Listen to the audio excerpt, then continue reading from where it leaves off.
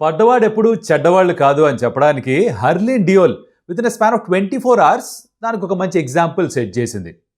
దాని గురించి మాట్లాడుకోవాలా. ఆస్ట్రేలియన్ ఓపెన్లో దానికంటే ముందర సంథింగ్ ఇంట్రెస్టింగ్ హ్యాపెండ్. ఏదో సింగిల్ పాయింట్ తోటి గెలుస్తూ పోతే $1 million ఇచ్చారట.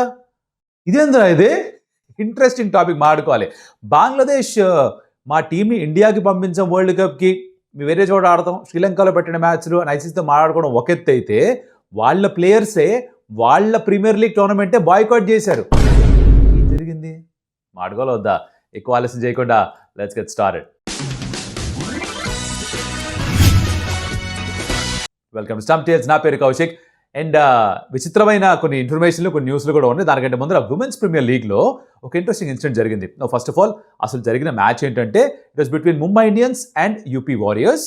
నేపథ్యం ఏమిటి? యూపీ వారియర్స్ ఇప్పటిదాకా 3 మ్యాచ్లు ఆడున్నారు. ఈ మ్యాచ్ కంటే ముందర 3కి 3 ఓడిపోయారు. వాళ్ళకి ఫస్ట్ గెలుపు కావాలి. The playing the mighty Mumbai Indians. And Mumbai Indians మంచి ఫామ్లో ఉన్నారు. ఓకే, జరిగిందేంటి మ్యాచ్లో? ముంబై ఇండియన్స్ మొదట బ్యాటింగ్ చేస్తూ 160 కంటే కాస్త ఎక్కువ ఏదో స్కోర్ చేశారు.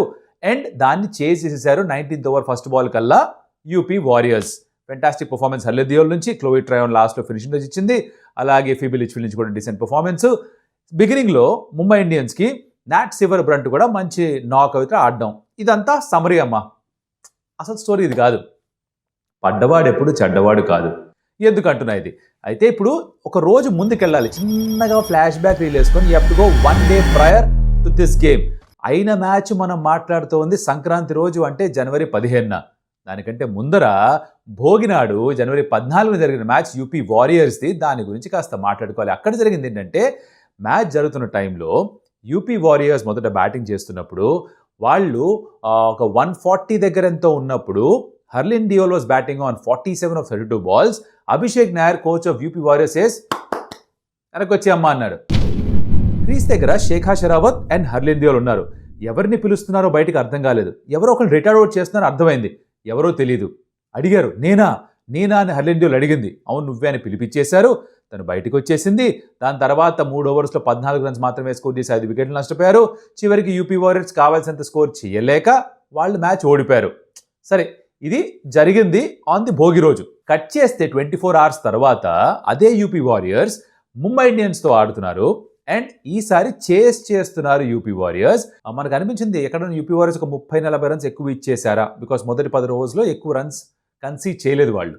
But Nat Sciver Brunt, Nicola Carey తర్వాత 10 ఓవర్స్లో they dominated the bowling attack. సరే, కట్ చేస్తే యూపీ వారియర్స్ బ్యాటింగ్ స్టార్ట్ అయింది. 45 for 2 వాళ్ళు. Harleen Deol walk out into the centre batting చేయడానికి. అండ్ అందరికీ గుర్తున్నది ఏంటంటే, అభిషేక్ నాయర్ వెనక్కి పిలిచేయడం, హర్లిన్ డియోల్ కొంచెం బాధగా వెనక్కి వెళ్ళిపోవడం, డగౌట్లోకి, ఇవన్నీ గుర్తుంది. రాగానే ఫస్ట్ 3 balls-లో 3 4 కొట్టేసింది. మొదటి 10 balls-లో స్ట్రైక్ రేట్ 200. కంటిన్యూ చేసుకుంటూ పోతే 50 కొట్టింది. దాన్ని 60గా మార్చింది.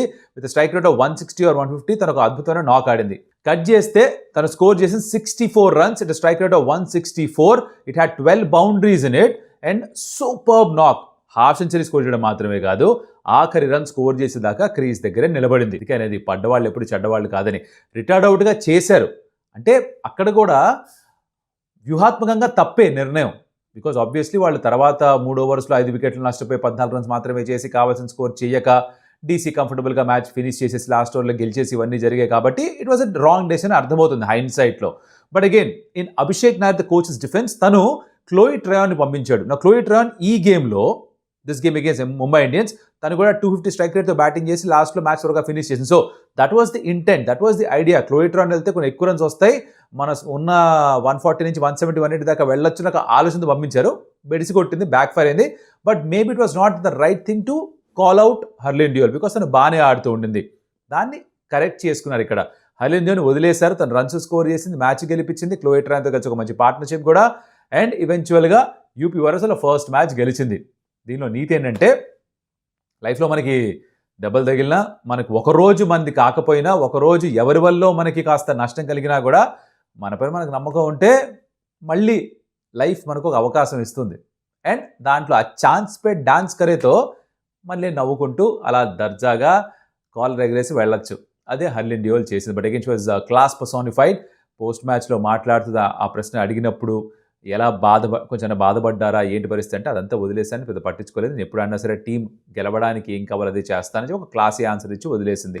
సరే, ఇలా యూపీ వారియర్స్ వాళ్ళ ఫస్ట్ మ్యాచ్ గెలిచారు. నాకు దీనిలోంచి బాగా నచ్చిన విషయం ఇదే, పడ్డోళ్ళు ఎప్పుడు చెడ్డోళ్ళు కాదు. ఓకేనా మా బ్రో, మూవింగ్ ఆన్.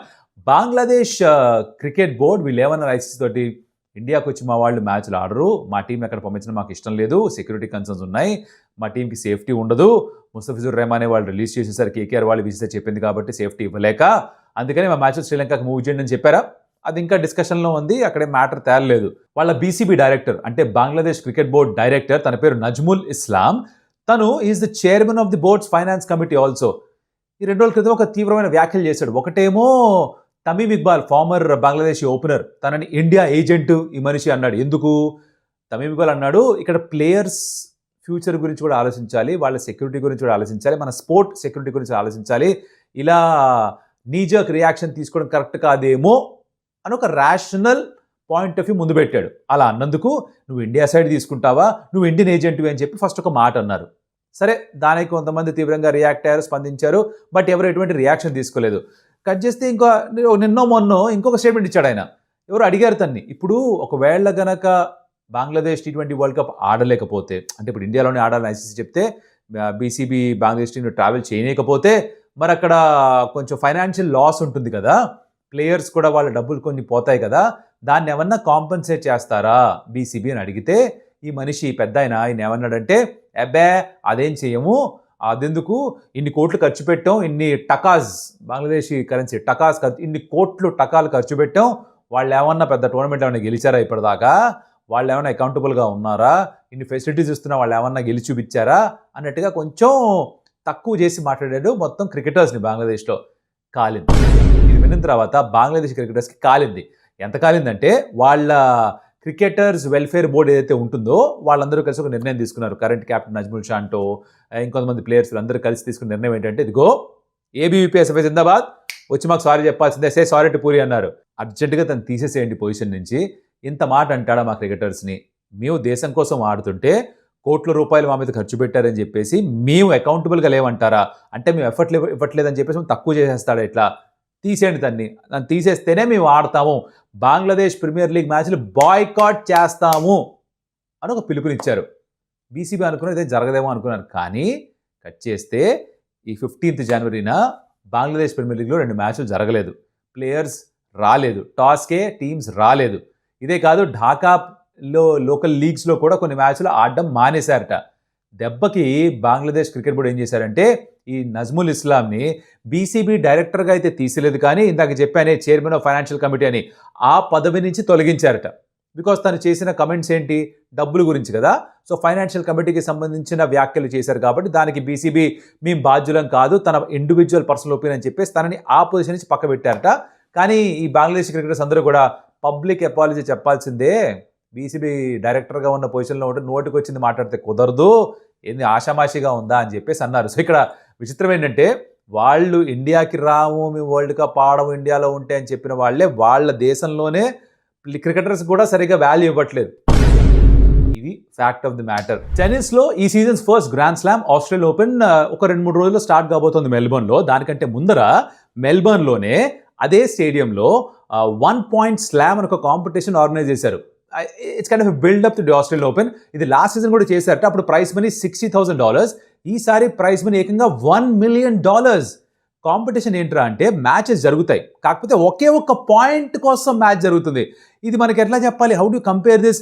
ఫుట్బాల్లో ఒక పెనాల్టీ అనుకోండి, ఒకటే పాయింట్, సర్వ్ చేసేవాళ్ళు ఒకటే సర్వ్, ఒకసారి బయటికి సర్వ్ చేసినా నెట్లో సర్వ్ చేసినా గాను ఒకటే ఒక పాయింట్, ఎవరు గెలిస్తే వాళ్ళు మ్యాచ్ గెలిచినట్టు, ఒక్క పాయింట్లో మ్యాచ్ డిసైడ్ అయిపోతుంది. దీంట్లో you had 16 professional players which had ఇగా స్వాటెక్ ఫ్రమ్ ది ఉమెన్స్ ఖోఖో గోఫ్ ఆడింది. అలాగే మెన్స్ డివిజన్లో 2-time Australian defending champion Jannik sinner ఉన్నాడు, వరల్డ్ నెంబర్ 1 కార్లోస్ అల్కరాజ్ ఆడాడు, నిక్ రిగ్యోస్ ఆడాడు, వీళ్ళందరూ కూడా ఆడున్నారు. వీళ్ళెవరు గెలవాలా? విచిత్రంగా జార్డన్ స్మిత్ అని ఒక amateur, he has a tennis clinic, తను గెలిచాడు ఈ మొత్తం 1 point స్లామ్ కాంపిటీషన్ని. On the way he defeated Jannik Sinner also. Runner up was Taiwan's Garland, Joanna Garland అనే ప్లేయర్, తను రన్నర్-అప్గా నిలిచింది. So men played against women, professionals played against amateurs. Single point మీదే they was just this 1 point face off. విచిత్రమైన competition. And amateur incidentally one. Nick రిగ్యోస్ like ఇది Wimbledon final లాంటి feeling వచ్చేస్తుంది నాకని చెప్పి తను చెప్పడం. It's all fun. అండ్ అందరికంటే బాగా ఎంజాయ్ చేసింది ఎవరంటే Carlos Alcaraz. I don't know if you watch these reels on Instagram, but Carlos Alcaraz అయితే సైడ్ లైన్స్లో కూర్చొని మ్యాచ్లు ఎంజాయ్ చేస్తూ, రే ఏంట్రా ఇది, ఏం జరుగుతుందిరా, ఎవరు గెలుస్తారా అని ఒక ఎక్సైట్మెంట్. చిన్నపిల్లలు టెన్నిస్ మొదటిసారి చూసినప్పుడు ఎవరైతే ఎక్సైట్ అవుతారో అలా ఎక్సైట్ అయ్యాడు.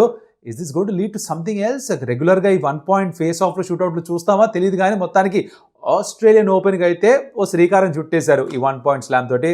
రిమెంబర్ దట్ ఎప్పుడైనా క్విజ్ కాంపిటీషన్ వస్తే Jordan Smith he one $1 million. ఏం చేస్తావు డబ్బులతో అంటే, నా గర్ల్ ఫ్రెండ్తో కలిసి ఒక ఇల్లు కొనుక్కుంటా, కాస్త ఇన్వెస్ట్ చేస్తా అని చెప్పాడు.